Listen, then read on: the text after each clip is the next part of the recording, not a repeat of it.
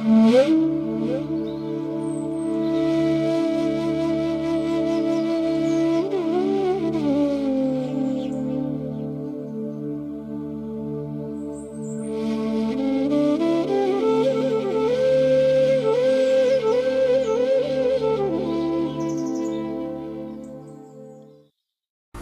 জননীং শারদাং দেবীং রামকৃষ্ণং জগদ্গুরুং পাদপদ্মে তয়ো শ্রিত্বা প্রণমামি মুহুর্মুহুঃ। নমস্কার। শ্রী শ্রী ঠাকুর, শ্রী শ্রী মা এবং স্বামীজি মহারাজের রাতুল চরণে ভুলুণ্ঠিত প্রণাম নিবেদন করি। প্রাণারাম বাংলা ইউটিউব চ্যানেলে সম্প্রচারিত সৎকথায় প্রতিদিনের মনন এই ধারাবাহিক অনুধ্যানে আজ বিশ্বকবি রবীন্দ্রনাথ ঠাকুরের পুণ্য জন্মদিনে আমরা তার কথা স্মরণ করব এবং সীমিত সময়ের আজকের এই অনুধ্যান, কারণ এই অনুধ্যানের পরেই আমাদের চলে যেতে হবে, অর্থাৎ আমাকে ব্যক্তিগতভাবে চলে যেতে হবে রামকৃষ্ণ মিশন কাসুন্দিয়ায়। আজকে সেখানে মহতি জপযজ্ঞ। রামকৃষ্ণ মিশন কাসুন্দিয়া হাওড়ার বুকে এমনই একটি শাখা কেন্দ্র রামকৃষ্ণ মঠ এবং মিশনের, যেখানে নিত্যদিনই উৎসব এবং ভক্তদের অনাবিল আনন্দে সেখানে প্রভুর পূজা হয়ে চলেছে। আজকে সেখানে প্রায় 350 মানুষের একসাথে জপযজ্ঞ। সন্ধ্যাবেলায় শ্রী শ্রী শারদেশ্বরী আশ্রমে বন্দনাপুরী মায়ের জন্ম শতবর্ষের আনুষ্ঠানিক যে অনুষ্ঠান এবং সারদা মিশন এন্টালিতেও একটি অনুষ্ঠান রয়েছে। আমরা প্রত্যেকেই জানি যে কবিগুরু রবীন্দ্রনাথ ঠাকুর প্রথম যৌবনে এবং শেষ দিকে 2 নারীর মৃত্যুশোক পেয়েছিলেন। প্রথম যৌবনে কাদম্বরীর আত্মহত্যা, আর শেষ যৌবনে মৃণালিনীর শোকে তিনি স্মরণ বেদনায় নিজেকে উদ্বেল করেছিলেন। জীবনের শেষ প্রান্তে তিনি যখন মংপুতে আছেন, তখন মৈত্রেয়ী দেবী তাকে জিজ্ঞাসা করেছিলেন যে স্ত্রীর অভাব এখনও তিনি বোধ করেন কিনা। কবি বলেছিলেন, সবচেয়ে কি কষ্ট হতো জানো? এমন কেউ নেই যাকে সব বলা যায়। সংসারে কথার পুঞ্জ অনবরত জমে উঠতে থাকে, ঠিক পরামর্শ নেবার জন্য নয়, শুধু বলার জন্যেই এমন কাউকে পেতে ইচ্ছা করে যাকে সব বলা যায়। সে তো আর যাকে তাকে দিয়ে হয় না। এবং জীবনের শেষ বেলায় মৃণালিনী দেবীর প্রয়াণের 22 বছর পর 1 নভেম্বরে দক্ষিণ আমেরিকা যাত্রী কবি একটি কবিতায় তার দাম্পত্য জীবনের কথা প্রকাশ করেছেন। তাতে লিখেছেন, নীরবে চাহিল মুখে, ক্ষমা করো যদি ভুলে থাকি, সে যে বহুদিন হলো। অর্থাৎ তাঁর এই বিষণ্ণতা সত্যি সত্যি আমাদের ভারাক্রান্ত করে। কিন্তু রবীন্দ্রনাথ ছিলেন মানবতাবাদী দার্শনিক, এবং তার দর্শন ভাবনার কেন্দ্রবিন্দুতে ছিল মানুষ। তিনি মানব প্রকৃতির 2টি ভাবের কথা বলেছেন। একটি তার জীব ভাব বা ব্যক্তিগত প্রয়োজনীয়তার গণ্ডিতে আবদ্ধ সসীম সত্তা, আর অপরটি তার বিশ্বভাব, তার সসীম সত্তাকে অতিক্রম করে অসীম সত্তা। বিশ্বভাবেই মানুষ বিশ্ব মানব, মহামানব বা আদর্শ মানব, যাকে লাভ করাই রবীন্দ্রনাথের সাধনা ছিল। জীবভাব নিয়ে মানুষ অন্যান্য জীবের মতন দেহগত পরিতৃপ্তির প্রচেষ্টায় মগ্ন থাকে। ক্ষুধা, তৃষ্ণা প্রভৃতি জীব সাধারণ, কিন্তু মানুষের একটি পার্থক্য আছে। তার ক্ষুধা দেহের এবং মনের, এই দুটোই যুগপৎ চলতে থাকে, পারস্পরিক ক্রিয়া এবং প্রতিক্রিয়া সমেত। সেই জন্য বিশ্ব মানবের প্রেরণায় ব্যক্তিগত মানুষ এমন কিছু কাজে প্রবৃত্ত হয় যেখানে তার ভৌতিক সীমা সে অতিক্রম করে ফেলে, এবং সকল আত্মার সঙ্গে নিজের আত্মার একাত্মতাকে অনুভব করা। মানুষের জীবনে তো বিবর্তন হচ্ছে, এবং সেই বিবর্তনে তখন তার সৃজনী শক্তি আসলে আন্তর প্রকৃতিকে বিকশিত করে, এবং মানুষ উপলব্ধি করে আধ্যাত্মিক স্বাধীনতা। এই অন্তরের স্বাধীনতা তাকে তার সীমাবদ্ধ সত্তাটিকে অতিক্রম করতে সাহায্য করে। সেই জন্য রবীন্দ্রনাথ মানুষের ধর্ম এই প্রবন্ধে বলছেন, মানুষ আপন উন্নতির সঙ্গে সঙ্গে ব্যক্তি সীমাকে পেরিয়ে বৃহৎ মানুষ হয়ে উঠেছে। তার সমস্ত শ্রেষ্ঠ সাধনা এই বৃহৎ মানুষের সাধনা। অর্থাৎ আমরা যা কিছু করছি, স্বামীজির কথা, সেই এক্সপ্যানশন ইজ লাইফ, নিজেকে বৃহৎ করো। রবীন্দ্রনাথ সেই বৃহৎ মানুষের সন্ধান দিচ্ছেন, যে বৃহৎ মানুষ অন্তরের মানুষ, তাকেই তিনি বলছেন বিশ্ব মানব। অর্থাৎ নিজের সীমিত সত্তাটিকে ছাড়িয়ে সমস্ত দেশের সকল কালের আত্মার সঙ্গে আপন আত্মার একাত্মতাকেই আত্মার পরিপূর্ণতা, আত্মার সত্যতা। রবীন্দ্রনাথের ভাষায় এক আত্মলোকে সকল আত্মার অভিমুখে আত্মার সত্য। সেজন্য এই মৈত্রেয়ী দেবী তাঁর মঙ্পুতে রবীন্দ্রনাথ বইতে রবীন্দ্রনাথের গভীর জীবন বোধকে নিঃসৃত করেছেন, করে বলছেন যে রবীন্দ্রনাথ নিজেই বলেছেন, আমার মধ্যে দুটো আমি আছি, দুটো আমি আছে, দুটো মানুষ, একজন লোভে, ক্ষোভে, শোকে, দুঃখে, আনন্দে, বিষাদে সর্বদাই দোদুল্যমান, আর একজন সে বড় আমি, সে এ সমস্তের অতীত, সে স্থির, আপনাতে সম্পূর্ণ, অথচ ঢাকা পড়ে থাকে সেই বড় সত্তাটাই। এরই বিষয়ে আমি বলেছি মানুষের দুটো রূপ, একটি বিশেষ রূপ আর একটি তার বিশ্বরূপ। সেই বিশ্বরূপেই সে অসীমের সঙ্গে এক। দেখুন, একেবারে উপনিষদের কথা, বেদান্তের কথা মিলে যাচ্ছে। আমাদের অজ্ঞানতার মেঘটা সরে গেলেই আমরা বৃহৎ, আমরা মহৎ। সেই জন্য এই যে বিশ্বরূপের বড় আমি, তাকেই রবীন্দ্রনাথ কোথাও বলেছেন বৃহৎ মানব, কোথাও বলেছেন নিত্য আমি। এবং এই বড় আমি বা বৃহৎ মানবকে জীবনে প্রধান করে তোলাই ছিল রবীন্দ্রনাথের সাধনা। বৃহৎ মানব জ্ঞানে, কর্মে, প্রেমে, শুভবুদ্ধিতে, কল্যাণ প্রচেষ্টায় নিখিল মানবের সঙ্গে যুক্ত হয়ে বিশ্ব মানবতায় উত্তীর্ণ হয়। এই বিশ্ব মানবতায় মহামানবেরই অভিব্যক্তি, পরম সত্তার প্রকাশ। সেজন্য রবীন্দ্রনাথ মানুষের এই অন্তর্নিহিত পরম সত্তাকে উপলব্ধি করেছেন, করে বলছেন, আমাদের অন্তরে এমন কে আছেন যিনি মানব, অথচ যিনি ব্যক্তিগত মানবকে অতিক্রম করে সদা জনানাং হৃদয়ে সন্নিবিষ্ট, তিনি সর্বজনীন, সর্বকালীন মানব।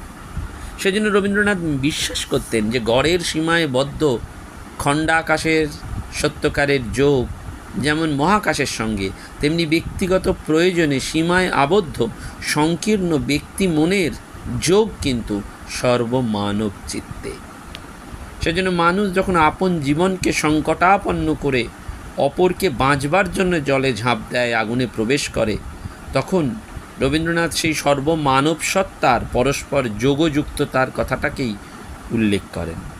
সেজন্য রবীন্দ্রনাথ বলছেন, আমার মন যে সাধনাকে স্বীকার করে, তার কথাটা হচ্ছে এই যে আপনাকে ত্যাগ না করে আপনার মধ্যেই সেই মহান পুরুষকে উপলব্ধি করবার ক্ষেত্র আছে, তিনি নিখিল মানবের আত্মা।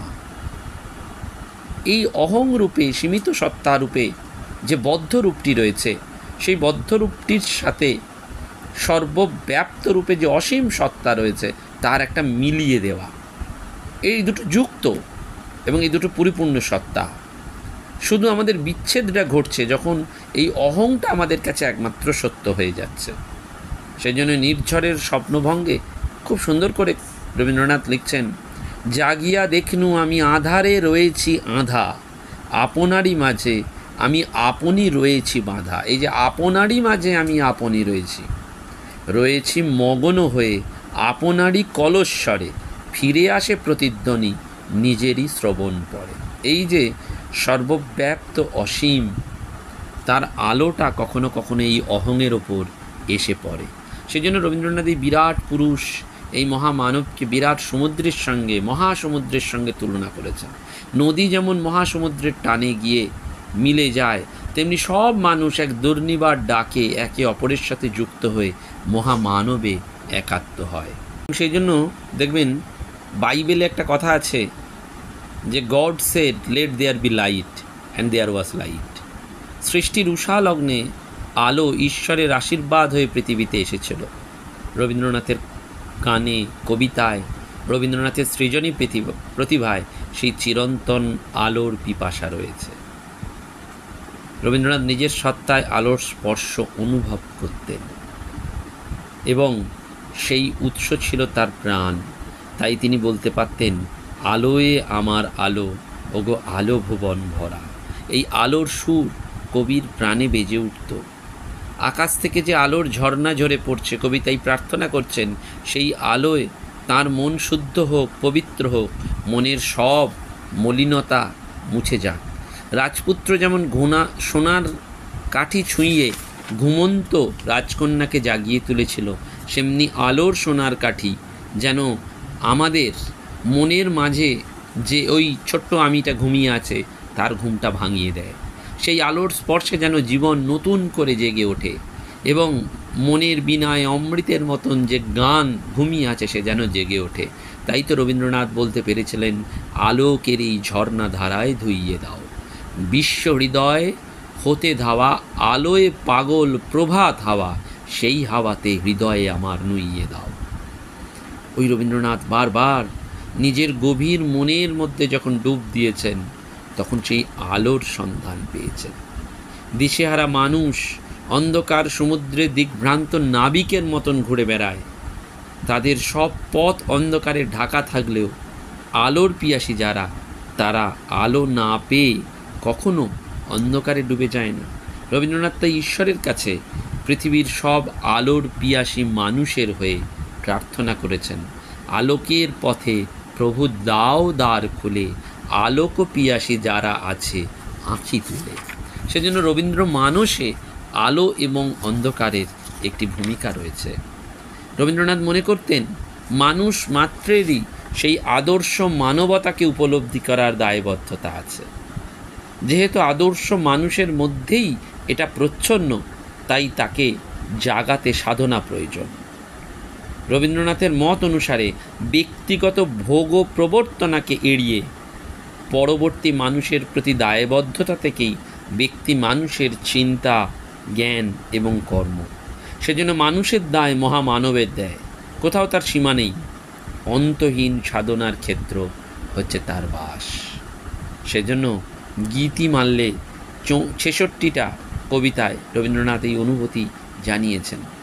মানুষের দেবতা তার ভক্তের প্রেমের জন্য কাঙাল। তার লীলার রহস্য এই যে স্বরূপত তিনি আনন্দময়, তিনি তার এই আনন্দাংশই তাঁর সৃষ্ট মানবের প্রেমের দ্বারা উপভোগ করতে চান। তাঁরই ইচ্ছা ভক্তের জীবনে প্রকাশিত। সেজন্য এই মনের মানুষই রবীন্দ্রনাথের জীবন দেবতা।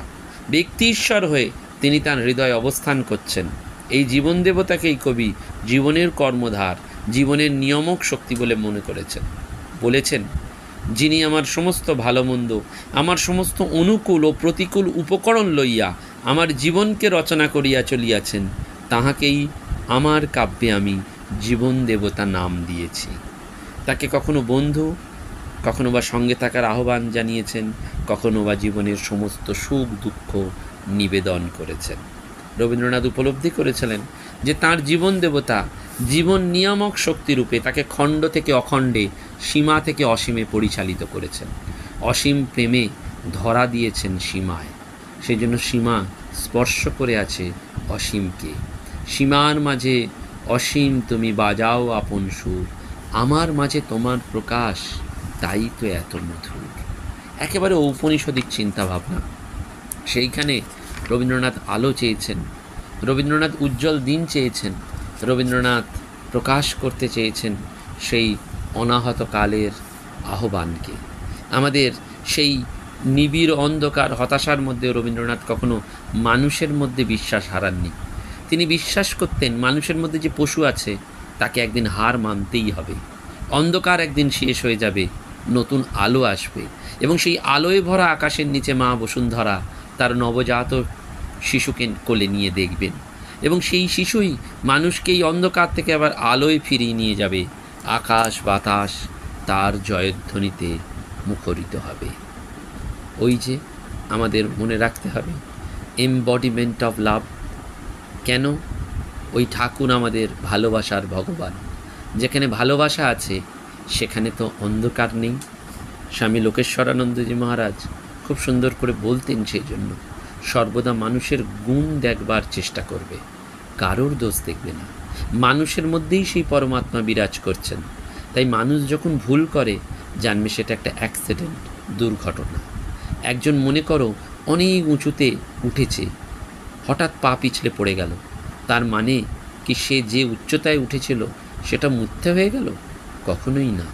তাই মানুষের স্বরূপ দেখবার চেষ্টা করবে, ভুল করুক যা করুক দেখবে না। এই যে মানুষ আমাদের মধ্যে কেউ কেউ এক এক সময় আসেন, এসে আমাদের কাছে যেন আদর্শটাকে রেগুলেট করিয়ে দিয়ে যান। পূজনীয় স্বামী লোকেশ্বরানন্দজি মহারাজের ভালোবাসা এবং আশীর্বাদ যারা পেয়েছেন তারা অনুভব করেছেন যে তার আশীর্বাদ সূর্য কিরণের মতন সকলের ওপর সমানভাবে বর্ষিত হতো। মহারাজ প্রায় বলতেন, ভালোবাসার চাইতে বড় আর কিচ্ছু নেই, সবাইকে ভালোবাসবে। সেবা কিভাবে করবে? কোনো দুঃখী লোক যদি বলে পৃথিবীতে আমার কেউ নেই, তুমি বলবে জেনে রাখো পৃথিবীতে তোমার একজন আছে, আমি আছি তোমার। হয়তো তোমায় অনেক অর্থ দিয়ে সাহায্য করতে পারবো না, কিন্তু তোমার জন্য ভগবানের কাছে প্রার্থনা করব। সমাজে সবাই যাকে ঘৃণ্য বলে সেও যদি তোমার কাছে কখনো আসে তাকেও কিন্তু ঘৃণা করবে না। সবাইকে আনন্দ দেবে, সবাইকে ভালোবাসা দেবে, শান্তি দেবে। আমাদের ওই তো কাজ, অকৃত্রিম সহানুভূতি, ভালোবাসা। পৃথিবীতে এরই অভাব, আত্মীয় স্বজনের কাছেও এসব পাওয়া যায় না। সত্যি সত্যি আমাদের এই কথাগুলি যেন মনকে নাড়া দেয়।